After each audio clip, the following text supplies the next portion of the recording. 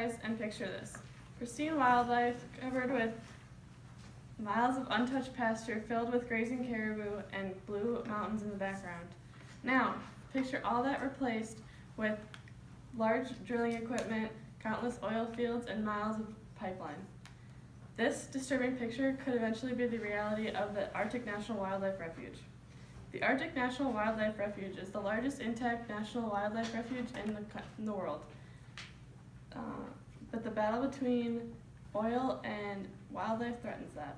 My name is Madison LaQua, and as a concerned citizen of this country, this controversial issue is very important to me. This issue could potentially endanger the countless species of plants and animals that live in the Arctic National Wildlife Refuge, and along with the indigenous people that live there. It also goes against the definition of a wildlife and threatens the protection of a national refuge.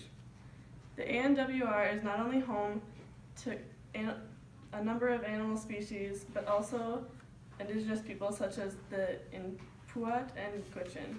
The many species and indigenous people rely on the resources supplied by the ANWR and have lived off the land for decades. These resources also protect the indigenous tradition and way of life.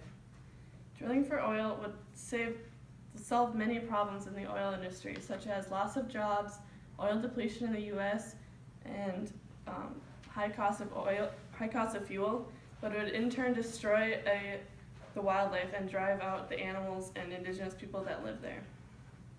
According to the National Wildlife Association, wilderness is described as a federal designation of land that requires it to remain in its natural state and has little human activity. So therefore, under this definition, drilling would be illegal. According to CBN News, legislators such as former Governor Sarah Palin argue that the public has been misled by the environmentalists and the media over what the area for drilling actually looks like.